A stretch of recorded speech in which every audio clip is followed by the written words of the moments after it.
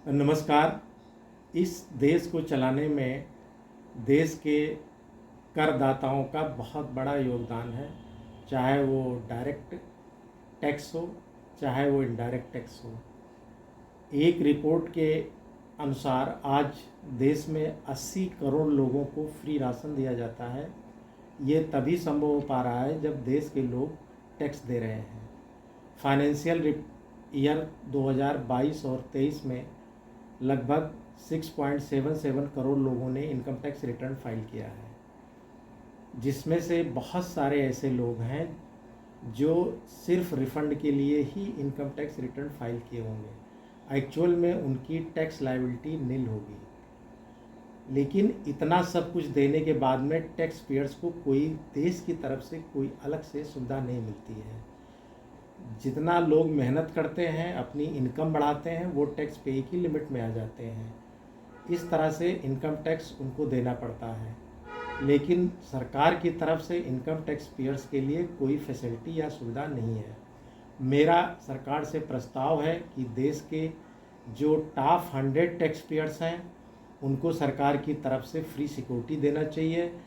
इस top 100 tax payers में बहुत सारे इंडस्ट्रियलिस्ट हैं जिनको समय समय पर थ्रेट भी मिलता रहता है। वो लोग अपनी पर्सनल सिक्योरिटी लेके चलते हैं।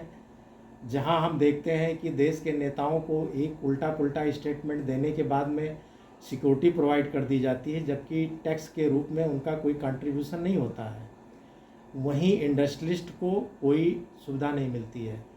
जिस तरह से नेताओं को सिक्योरिटी दी जाती है, उसी तरह से जो देश के टॉप 100 टैक्स पेयर्स हैं उनको भी फ्री सिक्योरिटी दी जानी चाहिए।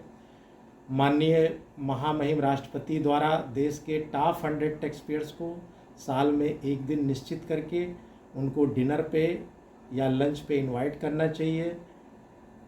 स्टेट के टॉप 100 टैक्स पेयर्स को माननीय मुख्यमंत्री द्वारा या महामहिम राज्यपाल द्वारा लंच या डिनर पर इनवाइट करना चाहिए।